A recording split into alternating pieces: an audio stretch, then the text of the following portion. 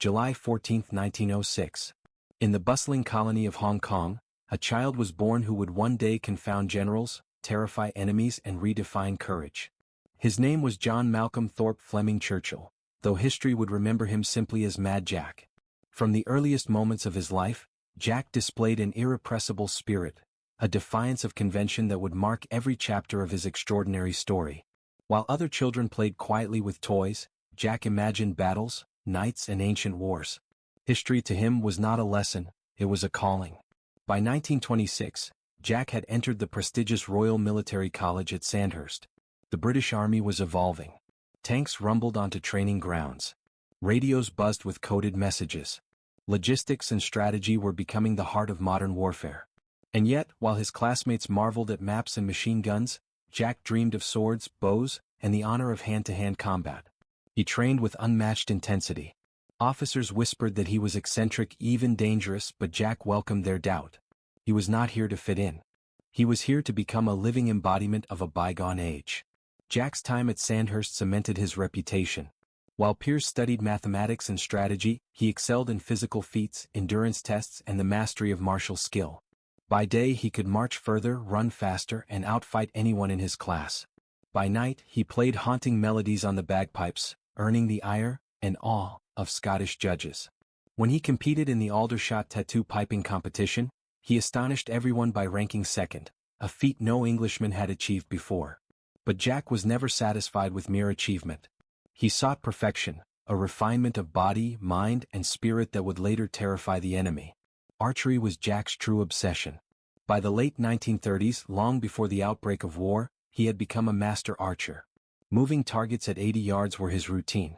He trained not for sport but for war, a war he knew might one day require courage beyond conventional imagination. Others mocked him. "Who will win a battle with a bow in the age of tanks?" they asked.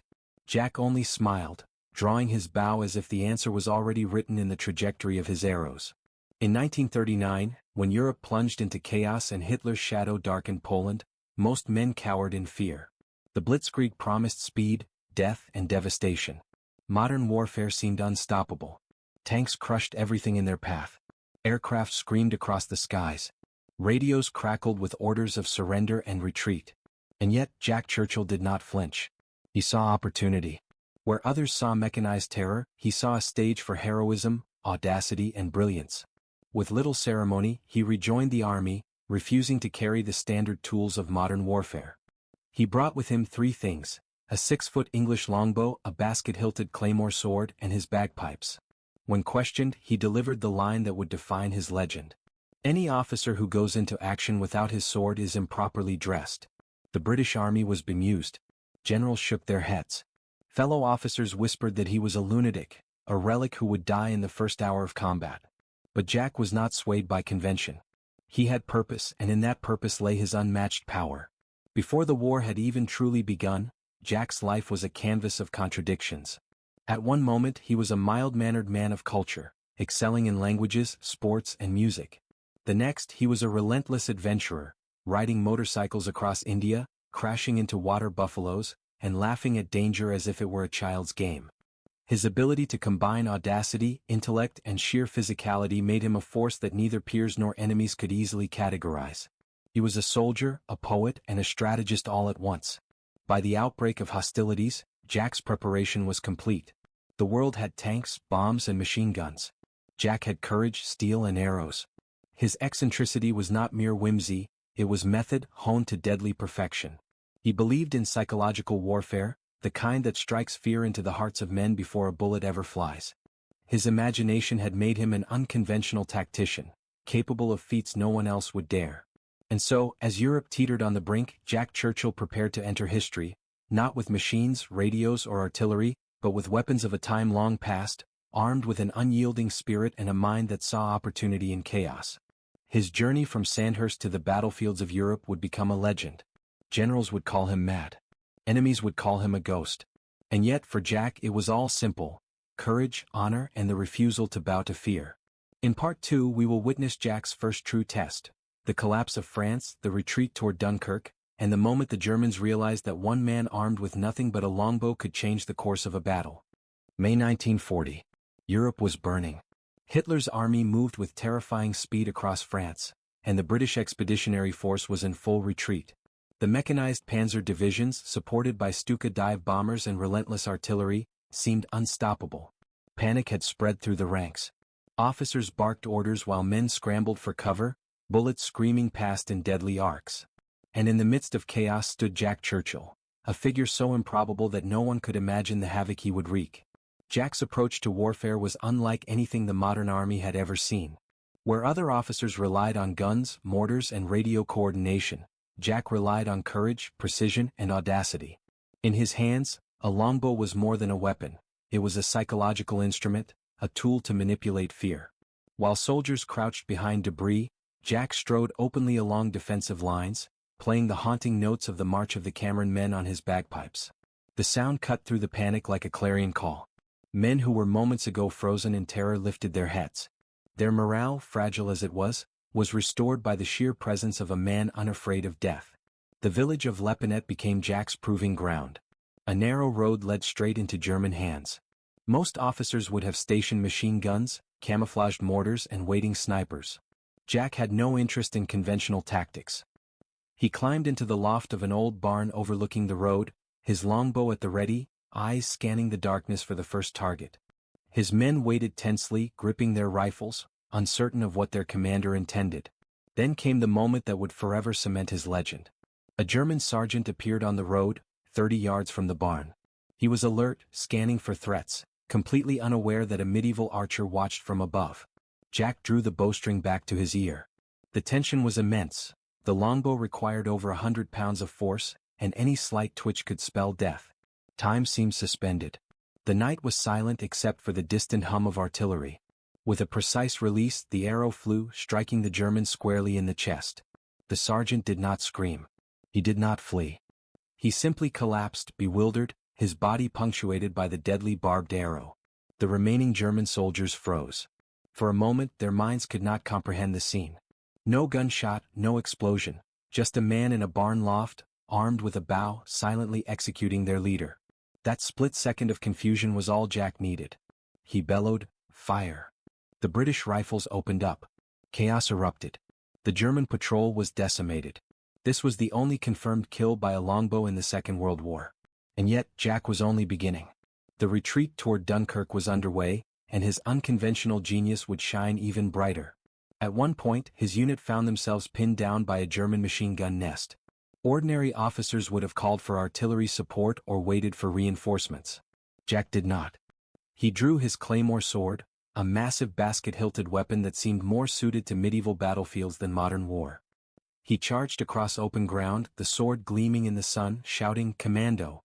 The Germans, seeing a lone officer rushing at them with a sword, were thrown into panic. Some later reported that they believed he was a ghost or a supernatural figure. Others thought Britain had trained a new breed of super soldier. The machine gun post surrendered without firing a shot. Jack's men, inspired by his audacity, followed suit. The retreat to Dunkirk was marked by his relentless, unorthodox leadership.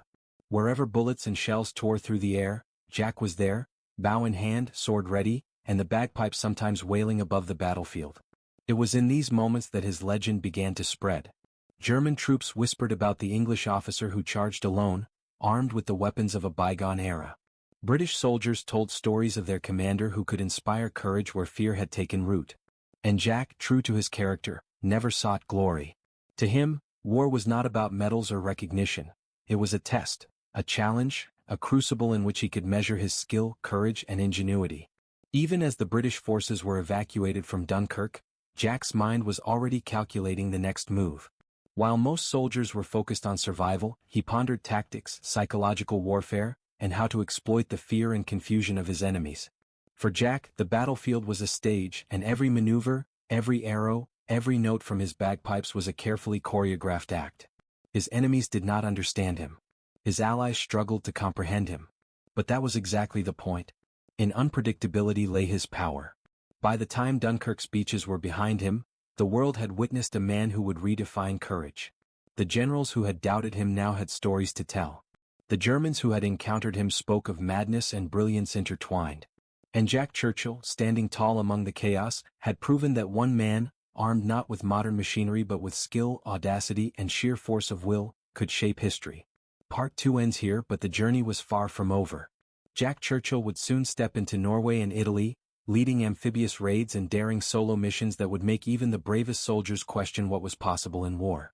His longbow and sword were only the beginning. The true legend of Mad Jack was yet to unfold. By late 1940, the war had shifted, and the British Army was experimenting with a new concept. Commandos, small, highly trained units capable of hitting German positions with speed, stealth, and precision. While most men struggled to survive the grueling training, Jack Churchill thrived. At 34, he was older than many recruits, but his endurance, skill, and sheer audacity made him untouchable. The freezing Scottish Highlands, the punishing exercises, the live ammunition drills, Jack faced them all with the same calm intensity he displayed in battle. Where others saw suffering, he saw preparation. Where others saw danger, he saw opportunity. The legend of Mad Jack was not just built on his strength or skill, it was built on psychological mastery. He could intimidate, inspire, and manipulate, often without firing a single shot. His obsession with the longbow, claymore sword, and bagpipes was more than eccentricity, it was a carefully honed system of warfare. Soldiers who trained with him never forgot the sight of him standing tall in the rain, sword at the ready, bagpipes on his shoulder, utterly fearless. The generals worried. They asked each other, "Is this man sane?" One replied, "Perhaps not. But I'd rather have him charging ahead of me than behind me." Jack's first true test with the commandos came in December 1941, during Operation Archery, the raid on the Norwegian island of Vagsøy. The mission was straightforward in theory: destroy German installations, capture prisoners, and gather intelligence. In practice, it was a nightmare. Machine gun nests, bunkers, and sentries lined the coastline. Explosions shattered the frigid air, sending cold spray over the landing craft. Ordinary officers would have hesitated. Jack, as always, did not. Stepping onto the bow of the landing craft, bullets zipping past his head, Jack inflated his bagpipes and began to play the March of the Cameron Men. His men froze, not in fear but in awe. The combination of courage and absurdity was magnetic. Inspired by him, they followed into the icy surf. Jack leapt first, sword drawn, charging toward the German defenses with a confidence that seemed supernatural. The enemy, expecting conventional tactics, were confused by this audacious spectacle. Within hours, the commandos had destroyed factories, captured prisoners, and seized critical documents. But the story that reached London was not of the mission's success, it was of the man with the sword and pipes. By 1943, Jack was in Italy, leading No. 2 Commando during the landings at Salerno. The Mediterranean sun beat down on jagged ridges and fortified villages.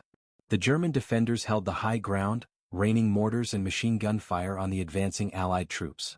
Normally, commanders would have called in artillery, air strikes, or full-scale reinforcements. Jack had a different plan. He would go alone, relying on stealth, audacity, and psychological warfare to secure a strategic village called Pigliti. At 2,300 hours, Jack selected Corporal Ruffle to accompany him. The rest of the commando unit would wait, hidden in the shadows. Together, Jack and Ruffle navigated treacherous cliffs, loose scree, and dense brush, moving silently under a moonlit sky.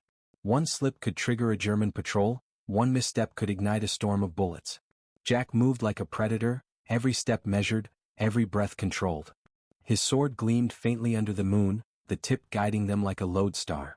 The first German sentry was oblivious. Jack crept forward, placing the blade against the man's neck. A whispered command and the soldier froze. Within moments, he was disarmed and handed over to Ruffle. The pattern repeated. Jack struck from shadow to shadow, capturing German soldiers one by one. He used the prisoners themselves as shields, marching them in single file, creating the illusion of a larger force. When they reached the German command post, Jack kicked open the door, sword leveled at the officer in charge. In minutes, the firing from Pigliti ceased entirely. 42 Germans, armed and dangerous just moments before, now followed Jack like children led by a fearless father. By the time he returned to Allied lines, the impossible had been achieved. Pigliti, a village that could have cost hundreds of Allied lives, had been secured without a single casualty on Jack's side. His method was simple yet brilliant: fear, audacity, and timing. The Germans were too bewildered to resist. The Allies were too inspired to doubt. And the generals? They were forced to acknowledge that Jack Churchill was no ordinary officer. He was a living legend. Yet the success of Pigliti also painted a target on his back. German intelligence began to circulate reports of a British officer who defied logic, who fought with swords and longbows and who seemed untouchable. They called him insane. They feared him. They wanted him dead. And Jack, as always, welcomed the challenge. To him, danger was not a deterrent, it was the spark that ignited his brilliance. By the end of this operation, the world was starting to see the myth taking shape. A single man who could turn a battlefield into a stage, who could capture dozens of enemy soldiers with nothing but strategy, courage, and a sword, and who seemed to walk straight out of a time long past. Mad Jack Churchill was no longer just a soldier, he was a symbol of audacity, the embodiment of a principle older than guns or bombs. That fear can be conquered, and the impossible can be achieved by a single, unbreakable will. Part 3 ends here, but the journey continues. In Part 4 we will follow Jack behind enemy lines in Yugoslavia, where he faces brutal close-quarters combat, overwhelming odds, and the ultimate test of courage, the point where only his skill, audacity, and sheer madness can keep him alive. By early 1944, the war in Europe had shifted again. The Allies were pushing north through Italy, and Jack Churchill's reputation as a fearless, unorthodox warrior had spread far beyond his own unit. German intelligence whispered of an English officer who fought like a knight from another era, wielding a sword, a longbow, and even playing bagpipes amidst explosions. It was said that no machine gun, no trench, and no bunker could stop him. And now, Jack was ready for his most perilous mission yet, parachuting into Yugoslavia to assist partisans fighting a desperate guerrilla war. January 1944. The night sky was thick with clouds as Jack and a small contingent of British commandos soared in the dark, parachutes barely visible against the starless heavens. They landed on the rugged island of BRC, a strategic foothold for operations in the Balkans. Jack's objective was clear: organize the partisans, strike German garrisons, and ignite chaos among enemy ranks. Yet he faced a landscape far more dangerous than the ordered chaos of conventional battlefields. The terrain was unforgiving: steep hills, hidden ravines, and forests where every shadow could conceal a sniper. The enemy, entrenched in bunkers and fortified positions, had perfected guerrilla defense, and Jack had to adapt quickly or die. The partisans were brave but disorganized. Their courage was raw, but their discipline was lacking. Jack, who thrived on control and precision, found himself in a constant struggle to harness their energy. He trained them relentlessly, demonstrating ambush techniques, silent movement, and psychological warfare. It was grueling work, but Jack's presence inspired awe. Men who would have fled under fire now followed him without hesitation. The combination of his sword, longbow, and magnetic personality made him a living symbol of invincibility. By June 4, 1944, Jack faced his ultimate test in Yugoslavia. Point 622, a German-held hill that dominated the surrounding valley. It was a suicide mission by any standard. The Germans had the high ground, fortified with mortars, machine guns, and barbed wire. Jack led a mixed force of partisans and British commandos, a handful of men facing a well-prepared enemy. The assault began at dawn. Mortar shells screamed through the air, landing with earth-shattering explosions, while machine gun fire cut down anyone who exposed themselves. One by one the partisans panicked. Retreating under the hail of bullets, they left only Jack and 6 commandos at the crest of the hill. Surrounded, outnumbered, and outgunned, most men would have surrendered. Most would have waited for death. But Jack did not. With ammunition exhausted and his revolver empty, he did not falter. His sword had been damaged in earlier skirmishes, yet he stood tall. The Germans advanced, certain victory in their grasp. And then Jack did something unimaginable: he pulled out his bagpipes. Amid the chaos, Jack inflated the instrument and began to play, "Will You No Come Back Again?" The haunting, powerful melody carried over the explosions, freezing the Germans in disbelief. A single man, wounded and alone, standing openly amidst mortal danger, playing music as if mocking death itself. The effect was surreal. Enemy soldiers hesitated, unsure whether to fire, paralyzed by the sheer audacity of the scene. For a brief, impossible moment, the battlefield stopped. Time itself seemed to bend around him. That moment did not last. A German grenade exploded at his feet, knocking him unconscious. When he awoke, Jack found himself captured. Yet the Germans had no idea who he was. They recognized only a British officer, someone of interest, someone dangerous perhaps, but certainly alive. Orders from Berlin were clear: execute captured commandos immediately. Hitler's infamous commando order decreed death without trial. Yet even in the shadow of certain execution, Jack survived. The German officer who apprehended him, struck by his courage and audacity, refused to kill him. Instead, Jack was sent to Sachsenhausen concentration camp, a place where death was routine and hope rare. Sachsenhausen was a prison designed to break men completely. Political prisoners, resistance fighters, and high-value captives were crammed into unending misery. Jack was chained, watched constantly, and placed in the Sonderlager, the special section of the camp. Most men in his position would have succumbed to despair. Most would have counted days until their inevitable death. But Jack was unlike most men. He did not see a prison. He saw a puzzle, a challenge. Every detail, the height of the fence, the placement of guard towers, the routine of the sentries, was carefully observed. Every observation was stored for a future escape that no one believed possible. Even in captivity, Jack maintained his audacity. Where others huddled in fear, he planned. Where others saw walls, he saw opportunities. The legend of Mad Jack was far from over. He would not simply survive, he would rewrite the rules of captivity, demonstrating that courage, ingenuity, and relentless spirit could turn even a Nazi prison into a temporary obstacle. Part 4 ends with Jack in the Sonderlager, chains on his wrists, surrounded by the most ruthless guards of the Third Reich. But in his mind he was already planning freedom. His next act would require cunning, patience, and the same unyielding fearlessness that had turned the retreat from Dunkirk, the raid on Norway, and the assault on Pegliti into legend. September 1944. Sachsenhausen concentration camp loomed like a fortress of despair just outside Berlin. For most men, it was the end of the line, a place where hope was extinguished and survival was measured in hours, not days. For Jack Churchill, it was another challenge to conquer. Chained, constantly watched, and placed in the Sonderlager alongside the most dangerous prisoners of the Reich, he did not despair. Instead, he planned, observing every detail, memorizing patrol schedules, noting weak points in fences and watchtowers, and calculating angles of escape with the precision of a master tactician. Jack was not alone in his ambitions. He joined forces with Bertram James, an RAF officer with nerves of steel and a mind sharp as a scalpel. Together, they devised a plan that seemed almost impossible. Dig a tunnel beneath the barracks floorboards, hidden from the ever-watchful eyes of guards. It was painstaking work. Old tin cans, spoons, and scraps of metal became instruments of freedom.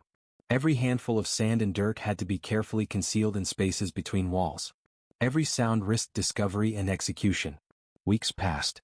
The two men worked silently, tirelessly, their determination unbroken by the hunger, cold, or constant fear. On the night of September 23rd, the tunnel was finally ready. Crawling through the narrow passage, dirt and mud coating their bodies, Jack and Bertram squeezed beneath the perimeter fence. Emerging on the other side, they found themselves in the heart of Nazi Germany, hundreds of miles from Allied lines. Most prisoners would have hidden, waited for luck, or tried to find a safe house. Jack had no intention of hiding. He had a mission: walk to the Baltic Sea, steal a boat, and sail to freedom. The journey was harrowing. 4 days, Jack and Bertram moved under the cover of darkness, navigating forests, rivers, and enemy checkpoints. They scavenged raw vegetables from gardens and streams, surviving on sheer ingenuity. Every patrol, every farmer's house, every distant torchlight posed a mortal threat. Yet Jack thrived under pressure. Fear did not slow him, it sharpened him. His mind constantly calculated risk, his body moving silently, deliberately like a predator. Near the city of Rostock, after days of perilous travel, Jack's luck faltered. A German search party spotted him. Cornered, exhausted, and starving, he faced capture once again. But even then, Jack's courage never wavered. The Germans knew his identity only vaguely. He was a British officer, a high-value prisoner, but not yet recognized as the legendary Mad Jack. Orders from Berlin mandated that prisoners like him be treated with extreme caution, not executed immediately. He was captured, but he was alive. Rather than despair, Jack analyzed his captors. The chain on his wrists, the wary eyes of the guards, the gaps in their vigilance, all of it became data for his next move. Even in captivity, he retained the confidence that only a man who had faced impossible odds hundreds of times could possess. Jack Churchill had never surrendered to fear, and now, even in the belly of the Reich, he would not start. As winter approached, the war shifted again. The Nazis began relocating high-value prisoners to Austria, fearing the advancing Russian army. Jack was moved south, a chain of prisoners under heavy guard. He remained calm, observing every nuance of the convoy, noting guard rotations, vehicle positions, and possible escape points. Every step, every glance was preparation. His mind never rested. Jack's courage was not reckless, It was calculated madness, a blend of skill, intuition, and relentless determination. April 1945. The Third Reich was collapsing in flames. Jack was part of a convoy of 140 VIP prisoners being moved to Neudorf in the Alps. The SS guards were ruthless, their orders clear. If the Allies approached, execute the prisoners immediately. Tension in the convoy was at a breaking point. But then something extraordinary happened. A small unit of the regular German army, the Wehrmacht, arrived under Captain Richard von Alven Lehn. They hated the SS. When the SS attempted to execute the prisoners, von Lehn's unit intervened. A civil war broke out in miniature, German soldiers pointing guns at German soldiers, with Jack Churchill and other prisoners caught in the middle. The SS retreated and Jack was technically free. Yet he was still in a war zone. Most men would have waited for the Americans or retreated to the nearest safe position. Not Jack.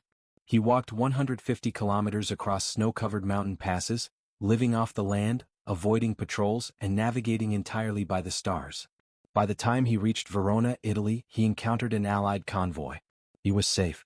For most men the journey was over. But Jack's war was never about safety. Jack Churchill's escape from Sachsenhausen was not just a story of survival. It was a testament to the power of courage, intellect, and audacity. Alone, outnumbered, and surrounded by death, he had engineered an escape that would be studied for decades. His journey across Nazi Germany was not a retreat. It was a calculated demonstration that fear can be overcome, and that the human spirit can triumph against unimaginable odds. Part 5 ends with Jack free from the clutches of the SS, yet his story is far from over. In Part 6, we will follow him to the final months of World War II, as he returns to the front lines in Europe and prepares for a campaign in the Pacific, proving that even at the war's end, his spirit could not be contained.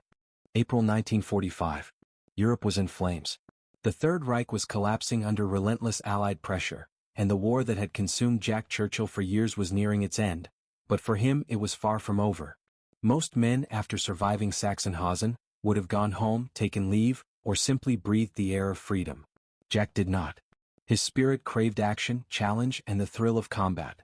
The war had been his proving ground, and there were still battles to fight. Returning to Allied lines, Jack immediately demanded to be sent back to the front. The military brass were skeptical.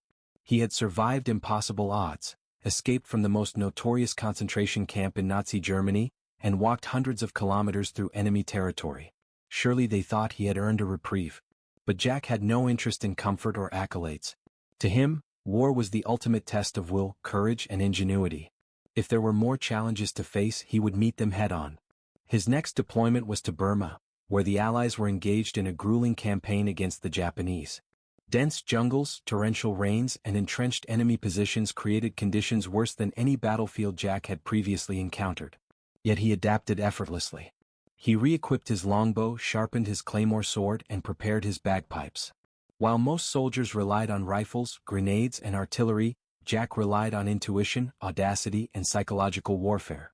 His presence alone unnerved the enemy, a living embodiment of fearlessness that modern weapons could not match.